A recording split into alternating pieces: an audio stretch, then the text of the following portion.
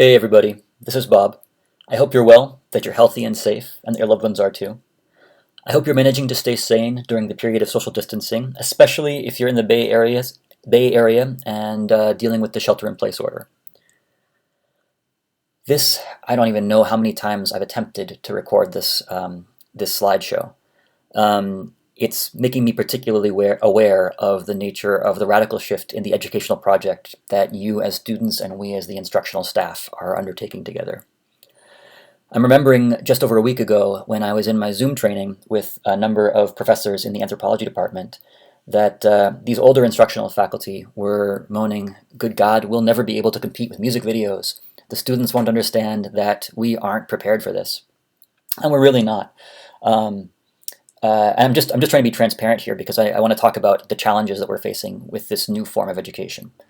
So for us in the instructional staff, we are not accustomed to this technology, one. But a second thing is that the nature of the communication changes radically. We all know there's a big difference between how we speak and how we write. That different things work in the written language than work from the spoken language. But there's also a big difference between how we communicate face-to-face in speech and how we communicate in recording in speech. So many of us are accustomed to interacting with you live, real-time, face-to-face, but are unprepared to do videos. So in recognition of that, I'm committing with this video to just going through, no matter how many times I say no matter how many times I stumble over my words. I just want you to actually see how we are adapting to the system, because I want to talk to you about how you can adapt to the system.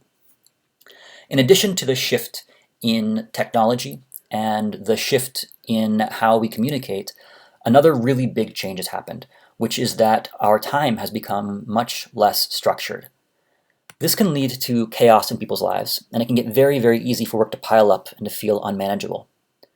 For the past couple of days, I've been speaking with other graduate students about how they manage time for writing their theses, and also with other educators at various levels. A couple of friends who are elementary school teachers, some who are high school teachers, and a couple of college instructors of various kinds. I've been getting some advice on how students might best manage their time in the form of education that you guys are undertaking now. And I want to share some of that advice, coming both from other instructors and also from my own experience. However, I want to recognize that we all interact with time differently. Your mileage may vary. I'm hopeful that some of what I put forward in this presentation is useful to you, but at the end of the day, do what works for you. The first piece of advice that I have is to try to live by a schedule. 2 weeks ago, you had a fixed Cal schedule, and I think it's wise to stick with that, even if it's not required for you anymore. In fact, it isn't required for you anymore. All classes have to be recorded. But there are advantages to still showing up for a lecture on time rather than depending on the recording. First of all, you have the opportunity to interact. You can ask questions by the chat feature of Zoom. Professor Briggs often opens up the floor to take questions from students or get feedback from students. But second, if you just depend on the recording, it's very easy to say, I'll listen to that recording tomorrow. And then tomorrow becomes the next day, and so on and so on. Within 2 weeks, you're going to have 6 hours of lectures for any given class. And if you're taking 12 credits, that'll be 18 hours at once. It can get very easy for this to become overwhelming if you don't stay on top of it. And the schedule you have right now is one good way to stick with that. It can also be helpful to maintain a physical calendar marking deadlines and the end of the semester. If you're stuck at home in the shelter-in-place order, all the days can begin to blend together, and it can feel like time is in one undifferentiated mass. Keeping a calendar where you see that time really is passing, that deadlines really are approaching, can be helpful for managing your time during this period. It may also be helpful on a day-by-day basis to keep a to-do list. When I've had to manage multiple large projects at once, what I've generally done is kept one large to-do list, and then on a daily basis, drawn from that to-do list my daily to-dos. Anything I don't finish that day goes back onto the large list. And there's a satisfaction in crossing off things and seeing that I really am accomplishing the things that I need to do.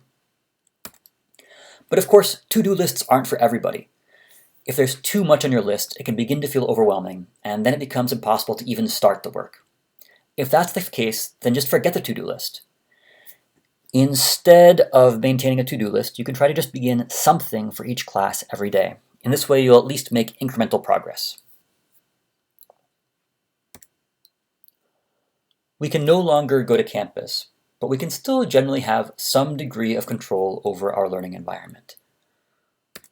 One thing that I've heard over and over again from graduate students is that it's important to get dressed. And I know this may sound silly, but I can't tell you how many people have repeated that this is really important for them in managing their work.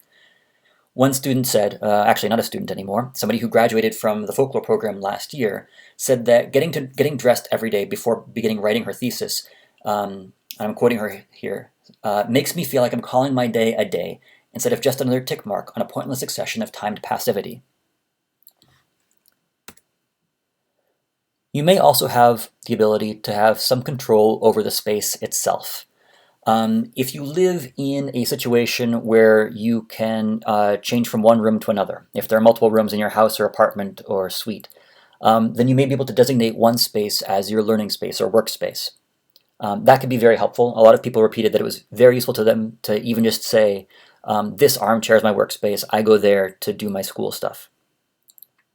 But even if you live in just one room, or if there's only one room in your living situation that's appropriate for work, and that room is also your bedroom or also something else, there may be things that you can do to control that space.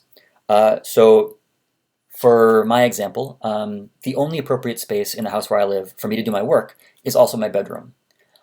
Usually, I don't make my bed, but these days, every day before I begin my work, I'm making my bed. It could be useful to clear a desk. I clear half of a desk, a largish one. And if you have control over the light in your room, if there are multiple light sources, if you have a dimmer, or if you have windows that have shades, then arranging the light to indicate this is my workspace can help distinguish your bedroom from your study room, even when those are the same room. It's useful to fix distractions. However, the fixing can itself become a distraction. I spoke with one friend who's an elementary school teacher and a single parent, who told me that she found that she couldn't do her schoolwork from home when she could see a large pile of laundry just sitting waiting to be done. So she went to do the laundry, but then doing the laundry turned into folding the laundry, turned into straightening rooms, turned into doing all of the other tasks that she needed to do to manage a household. For those of you who are parents or who are otherwise in charge of maintaining somebody else's living space, this probably sounds very familiar. Her solution for this was to alternate between doing schoolwork and doing housework.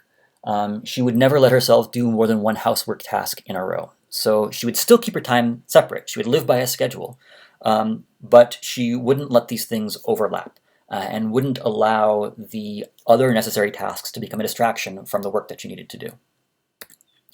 Which kind of leads into don't try to multitask. This also goes with trying to live by a schedule. It's important to keep your work time, and your playtime. I strongly recommend against doing things like taking the laptop into the kitchen to listen to a lecture while you're making your lunch. You can't let your education just be background noise. It's going to take particular discipline to keep on getting educated when our lives are structured the way that they are. So I strongly encourage you to maintain that separation between study and other things. It can be really, really useful to reward yourself for doing the work that you need to do. Whether that means watching an episode of whatever show it is that you like after listening to a lecture, or going outside and enjoying the fresh air. Even if you're living in the shelter-in-place order, it's still allowable to go outside to get some exercise or just to breathe in the fresh air, as long as you maintain distance from other people. This is still permitted here in the Bay Area. The opposite, however, is not true. Don't punish yourself. There's research that shows that punishing yourself for not doing the work that you are supposed to be doing actually leads to procrastination. So it's counterproductive to punish yourself for doing something wrong. Keep in mind that we're all figuring this out at the same time, and we're all going to make mistakes, probably a lot of mistakes. Just remember that the next moment is an opportunity for a fresh start. If you screwed up, fine, you screwed up. Move on. You've still got time to do the right thing. And then lastly, I said keep your work time, and your playtime. I strongly recommend giving yourself a weekend. It doesn't need to be Saturday and Sunday. You can do whatever days work for you. But if you set aside a particular period of time that is your recreational time, then you're more likely to avoid the situation where the entire remainder of the semester becomes one long, low-quality weekend. It can become very, very easy to allow yourself to engage in recreational activities all the time, when there's nobody looking over your shoulder, when there aren't classes you need to actually show up to in person. But then what happens is that you have this nagging knowledge that there's work waiting in the wings. And so your recreation is less fun, and you don't get the work done. It's the worst of both worlds. So that's it. Those are my 6 pieces of advice. I'm going to post this on a page in B-Courses with a couple of links to other useful resources below it. But I also strongly encourage you to stay in touch with your fellow students. Share what works for you, give each other advice, and ask each other for advice. And also stay in contact with us. Molly, Professor Briggs, and I are all maintaining office hours via Zoom for the rest of the semester. If you're having difficulty, talk to us. Come in. We're happy to help you work things through, to brainstorm for ways to make the semester work for you. That's it. Best of luck. Take care.